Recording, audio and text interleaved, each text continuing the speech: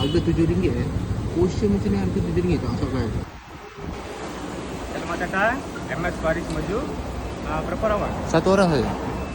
Bagi air nasi kandar ayam dara satu, nasi biryani ayam dara satu, sup ayam ni satu. Tapi mau ala carte punya, kambing pun ala carte juga. Ada air free lah. Air free bang. Tapi pukul 12 sampai pukul 2. Air satu lah, air sirap. Okay, first kita makan nasi biryani ayam dara. Ayam ni pun besar. Ayam pistol Lepas tu nasi dia pun nasi mahal ni. Ni kita try rasa dulu. Sebab saya ni tak makan sangat nasi biryani, tapi kita try rasa dulu. Untuk nasi biryani ayam dara ni, harga dia RM10 je. Portion dia macam ni, penuh.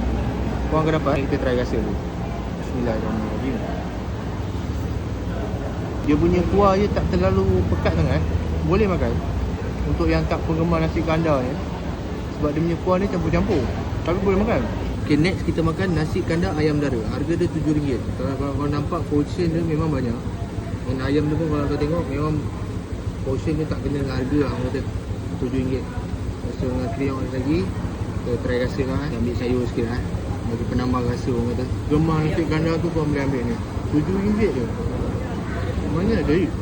Portion penuh macam ni harga RM7. Untuk promotion ni pukul 12 sampai pukul 2 ada air sirap percuma kan. Okay, ni sup ayam Sup ayam ni kalau ala carte RM9. Saya tu korang akan dapat nasi putih dengan telur dadah sekali dengan sup ayam ni lah. Tu harga RM12. Kalau korang tengok dia punya ayam ni pun ada 4 ke 5 pieces tu.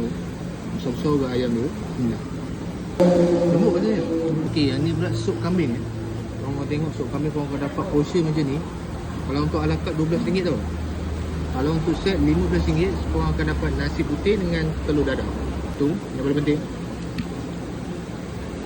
Lembut. Tu yang paling penting. Lokasi dekat Nasi Kandar Paris Maju, Sungai Buloh. Confirm sampai.